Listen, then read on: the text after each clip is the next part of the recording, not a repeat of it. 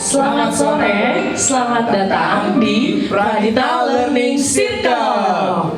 Oke, terima kasih teman-teman atas tepuk tangannya. Ya, kembali lagi nih Maisa nih Iya, sama kita saya Maisa dan kemudian. saya Aldi. Kita akan bincang-bincang pada hari ini, pada sore ini. Betul, dengan bintang tamu yang sangat berkesan. Betul pastinya dan motivasi ya. Dan Aldi. gak kalah seru dari episode-episode sebelumnya. Betul. Nah, jadi gini Di, kalau untuk episode sebelumnya itu kan temanya bagaimana profesi itu tidak sejalan dengan latar belakang pendidikannya. Betul. Gitu. Tapi gestar kita yang sebelum juga sangat menarik untuk menceritakan bagaimana dia memulai karirnya. Nah, untuk yang sekarang juga nggak kalah menarik Di, karena kita punya tema. Temanya itu apa sih Di? Hidden truth about shaping your passion into your career. Maksudnya apa tuh Kak Maisa tuh? Jadi kalau yang kemarin itu tidak sesuai dengan latar belakang pendidikan, justru kalau yang sekarang bagaimana ketika profesi kalian atau profesi seseorang itu sangat sesuai dengan passionnya, dan bagaimana sih beliau ini menjalaninya, gitu kan? Benar. Kalau yang lalu, episode lalu kita datengin cowok ya. Betul. Kalau kali ini kita datengin cantik banget. Benar. Udah pasti cewek ya? Pasti tahu cewek Betul. semua. Mungkin di sini juga udah pada tahu ya, udah pada lihat poster-posternya. Iya. Gimana sih? Siapa sih? Betul. Dia juga seorang bassist player juga. Betul. Dan pemain bass. Dan Amaze banget sih. Amaze banget. Gitu. Dan nggak cuma pemain bass juga, content creator juga nggak Betul, masalah ya. betul. Bener. Kalau gitu nggak usah lama-lama kali Maisa ya. Betul. Kita panggilin aja langsung ya. Oke, Kak Wanda Omar. Tepuk tangan dong, tepuk tangan dong. Bapak bangun dari Bimbex tadi enggak? Iya. Halo Kak. Halo. Silakan masuk Dulu, biar nggak Iya, betul. Silakan Kak. Halo semuanya. Halo. Kayak lemes loh. Mas. Kurang semangat kayak ya? Iya. Gimana? Kenapa emang kuliah hari ini susah atau gimana? Capek kali kayak. Aduh. Tapi di Binbek ini baik-baik ada yang lewat loh. Bisa aja. Iya. Soalnya kayak nyaman gitu. Oke, duduk Kak. Thank you. Kok di situ jauh banget sih? Iya. Oh, di sini aja deh. Boleh. Oke. Gimana Kak kabarnya? Baik dong. Baik ya. Udah lama kita nggak ketemu. Padahal buat sekarang kita ketemu padahal. Udah akrab banget nih kayaknya.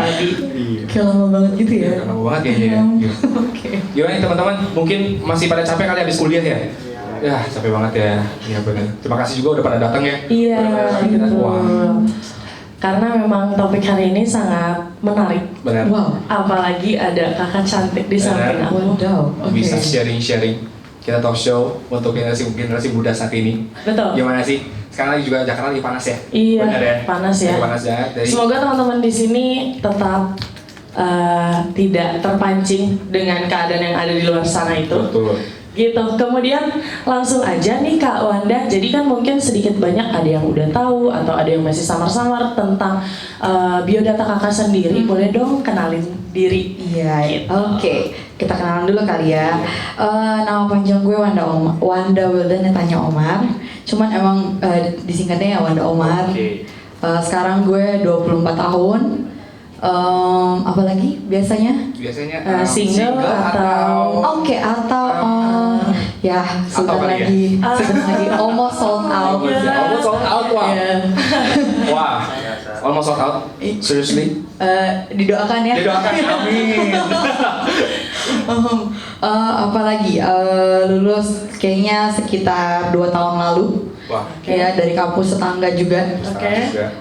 Apalagi ya biasanya sekarang perlu nggak sih kerjaan sekarang? Oh, perlu banget tuh. Oh, Ini iya. memang sesuai sama Sharing tema nih. kita. Oh iya benar banget. Jadi ya gue lulus 2 tahun lalu dari kampus tetangga jurusan accounting. Oke. Tapi sekarang gue bekerja sebagai full time musician. Wow. Accounting dan sekarang profesinya full time musician. Luar biasa, tepuk tangan dulu dong. Oke, tadi kan Kak Wanda sudah sedikit ngejelasin tentang biografi ya Kak ya. Aku mau tanya dong, kenapa kakak sekarang menjadi full time musician, gitu bisa kita bilang. Apakah memang sesuai dengan passion kakak? Atau memang karena kan biasanya ada job itu sesuai sama ya memang dapatnya job seperti ini gitu kan Kak. Coba boleh dijelaskan? Kalau soal kenapa bisa sesuai passion, jadi bisa dibilang kita mulai dari bisa dibilang ini ada hubungannya dengan dasar hidup. Wah. Jadi once gue pernah dengar tentang shoot for the moon, even if you miss, then you land among the stars. Oke. Jadi kayak dibilang lu mimpi tinggi-tinggi banget gak apa-apa. Jadi amit-amit lo miss pun lo kenanya pasti ya seenggaknya nggak jauh-jauh dari situ lah ya gitu. Jadi gue dari SMP gue udah sempet ngomong sama bonyok gue, "Pak, Ma, gue kuliah pengen musik dong, gue suka banget nih main musik, gue pengen main musik." Cuman ya seperti biasa lah, nggak cuma di Indonesia, mungkin kayaknya semua orang pun mungkin berpikir hal yang sama. Lu kalau main musik mau makan apa, ya nggak? Betul. Pasti orang tua kalian pernah bilang kayak gitu, ya nggak sih? Maksudnya lu mau main musik mau ngapain? Mau ngamen? Lu mau main di kafe? Lu mau ini emang bisa ngidupin? Emang bisa bayar? Lu punya tagihan-tagihan? Emang bisa bikin lo kayak bla bla bla ya, dan banyak argumen lainnya lah ya. Oke, gue kayak waktu itu gue pikir oke lah ya, mungkin orang tua berpikir kayak gitu, ya sempat ngeberontak. Cuman kayak setelah gue pikir-pikir, oke, kayaknya ada baiknya kita dengar omongan orang tua, karena biasanya kalau kita ngelawan itu nggak baik ya, pamali lah ada orang bilang gitu. Oke, akhirnya gue SMA, gue sempet lagi tuh ngomong edufair. Kan kalau kelas 2, kelas 1 tuh pasti ada edufair kan. Betul. Di mana iya betul, pasti Iya. kita di sekolah ada tuh. Gue udah bilang sama gue, "Pak, Ma, gue pengen kuliah musik dong." "Jangan, kamu coba kamu pikir-pikir lagi deh. Mendingan kamu kuliah yang lain. Kalau musik kamu bisa jadiin hobi aja, kenapa enggak kamu kuliah yang lain? Nanti musiknya sambil berjalan aja gitu. Kamu kuliah yang ini, amit-amit kenapa kamu bisa kuliah. Kalau accounting kan semua perusahaan butuhin, as simple as that. Betul. Lu nggak bisa di sini, masih banyak perusahaan lain yang butuhin. Lu nggak bisa di sini, masih ada yang lain." Gue pikir-pikir, oke, bener juga kata orang tua gue. Dan biar cepat lulus, karena waktu itu ceritanya di kampus tetangga itu programnya adalah akselerasi. Gue udah kayak, gue sebenarnya udah malas banget kuliah. Seperti mungkin kalian juga ada yang kayak gitu, nggak usah bohong, ya nggak? Nggak usah bohong. Pasti Gitu, ada. iya.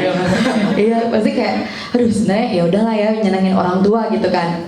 Yaudah gue pikir-pikir, kuliah 3 tahun, oke, cengli lah ya. Gue spend 3 tahun dengan nggak ada liburan panjang. Gue kejar biar cepat lulus gimana, biar gue bisa nyampe ke situ. Oke, gue kerjain segala macam.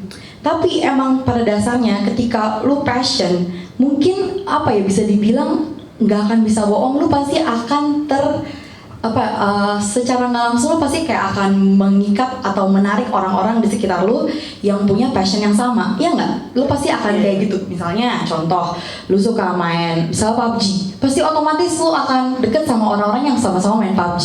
Begitu juga dengan musik. Kebetulan waktu itu gue kayak di gedung berbeda, tapi tetap jadi di kampus yang gue pengen itu, akhirnya gue masuk di kampus yang gue pengen, tapi bukan musik. Oke. Tapi kan tetap ada anak musiknya kan. Otomatis gue tuh bisa dibilang waktu itu anak accounting, tapi nggak pernah gaul sama anak accounting. Jadi kayak gue nggak tahu gimana, somehow gue tuh di accounting cuman kayak jadi kupu-kupu doang, kuliah pulang, sisanya nongkrong sama anak-anak musik. Singkat ceritanya dari situ tiba-tiba gue kenal sama Christian Bong. Sekarang foundernya Indo Musikgram.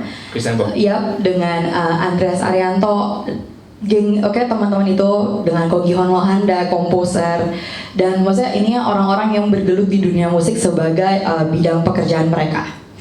Dari situlah gue pertama kali belajar kayak pertama mulai dari nongkrong, main bareng sama kayak kalian main PUBG. Ternyata dia asik juga ya, bisa juga diajak kayak gini. Diajaklah tuh mulai pelan-pelan main sama ini, pelan-pelan main sama itu.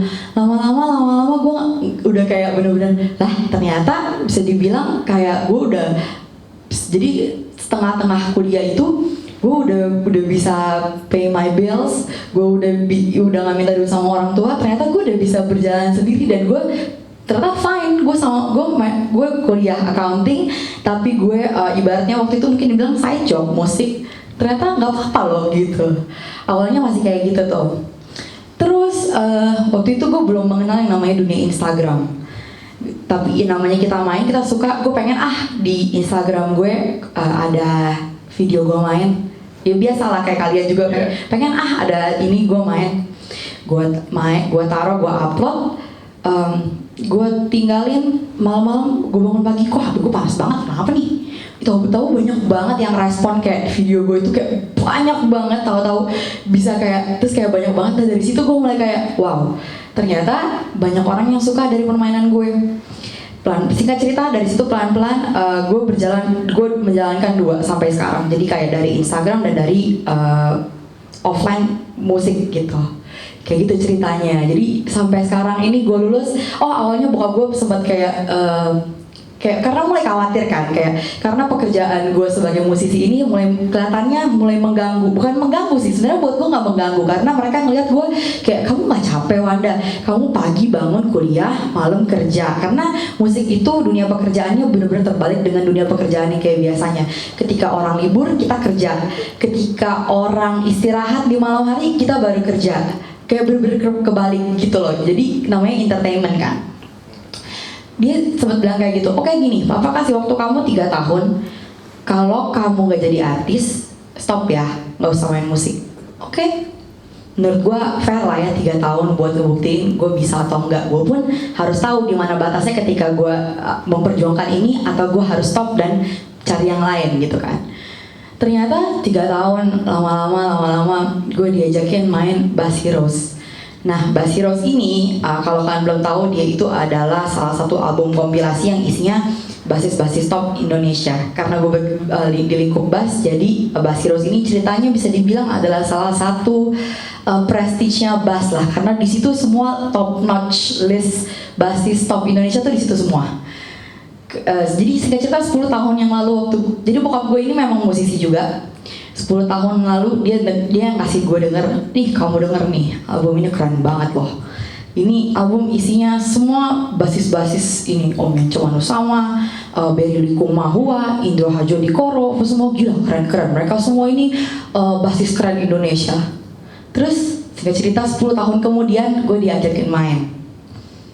Udah selesai main, gue ngajak bokap gue, ayo ke backstage. Disitulah bokap gue kenalin ke orang-orang itu kayak, nih loh pak, ini bokap gue nih gitu. Belum dari situ bokap gue kayak bilang, terus kayak disitu bokap gue kayak akhirnya bilang, ya udah nak lanjutin aja, tanggung kamu udah sampai sini. Gitu ceritanya sampai sekarang deh. Tepuk tangan dong. Aduh. Kalau gue boleh tahu nih, sebelum kenal bass, alat musik apa yang pernah mainin? Gitar. Iya. Karena bokap gue, jadi bokap gue memang dia yang mengenalkan musik sama gue. Dia pun musisi. Kata bokap gue, lu harus bisa gitar dulu, seenggaknya lu harus bisa alat musik yang punya harmonisasi yang banyak gitu, entah keyboard ataupun gitar gitu. Waktu itu punyanya gitar, jadi diajarin gitar deh. Tapi emang suka, karena kan gini, kalau misalnya ada orang yang pengen bisa main musik, usaha gitu ya, kayak aku dulu belajar main gitar nih, tapi kayak nggak bisa gitu, maksudnya hanya bisa di lagu-lagu tertentu aja gitu. Tapi kan kalau orang yang emang passionnya di musik, dia bisa ngutak-ngatik lagu itu, gitu, maksudnya pakai alat musik gitu.